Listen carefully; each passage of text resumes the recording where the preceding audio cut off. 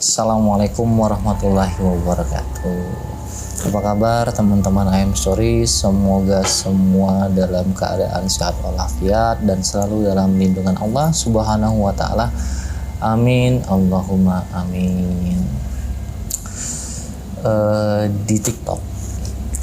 Balik lagi di TikTok. Jadi ada beberapa DM ke saya gitu loh. Ayah mah sesekali dong katanya bahas Khodam.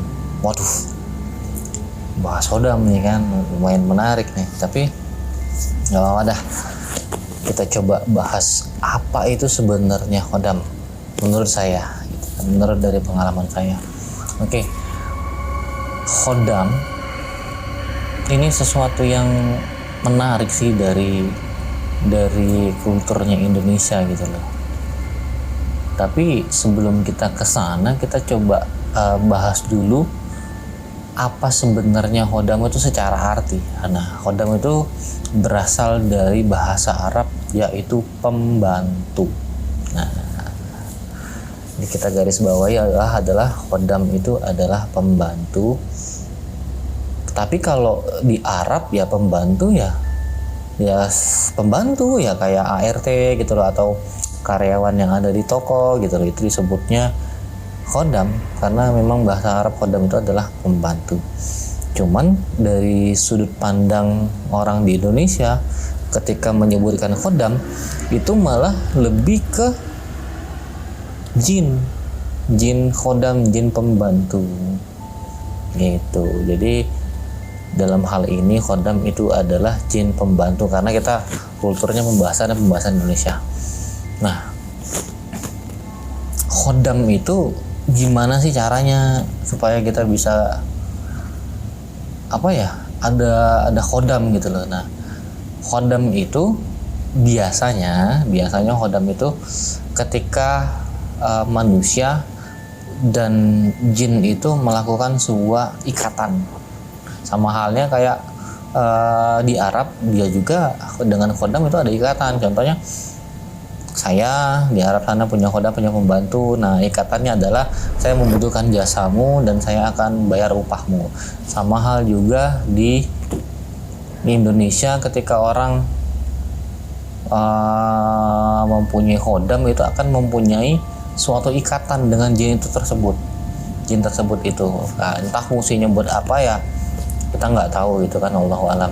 Tapi yang jelas ketika Khodam itu ada, itu akan ada sebuah ikatan karena Khodam itu sendiri itu akan lengket, bahasanya apa sih ya, akan terus mendampingi kita gitu di keseharian kita gitu loh, dengan niatan tertentu yang kita inginkan gitu loh. Nah, Khodam itu yang akan membantu dan ada ikatannya. Saya nggak tahu seperti apa ikatan karena saya sendiri tidak mempunyai Khodam. Nah, mungkin bisa jadi ikatannya adalah seperti ya kita harus memberikan balas jasa terhadap bantuan yang dia berikan gitu loh. Nah, lantas apakah Khodam itu perlu atau enggak? Nah, ini jadi sebuah pertanyaan yang besar gitu, tergantung dari masing-masingnya kita. Kalau saya pribadi, menurut saya nggak perlu Khodam karena saya nggak mau mempunyai sebuah ikatan dengan jin apapun itu bentuknya. Jadi ya mengalir aja. Tapi kayak mah saya kalau punya Khodam kan ada yang jagain. Nah, ini harus digarisbawahi.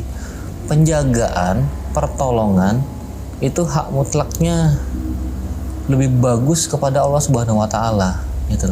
Biarkan Allah yang menjadi penjaga kita. Takutnya gini, ketika kita mengkultuskan pertolongan itu hanya berasal dari Khodam, takutnya akan menyerempet ke syirik gitu loh. Jadi kita seakan-akan saya lebih butuh kepada Khodam daripada kepada Allah Subhanahu wa taala gitu.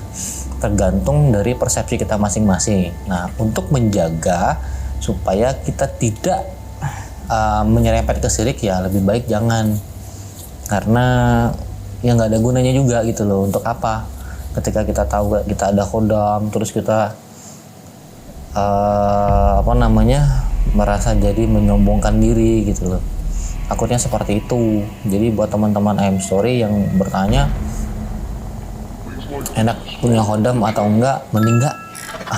Kalau seandainya khodamnya itu ART ya nggak apa-apa, kita butuh jasa dia buat ngebantu kita dan kita akan ada balas jasa dia dengan menggaji gitu kan, itu ART. Cuman kalau untuk jin takutnya menyerempet ke hal-hal yang berbau syirik, dan itu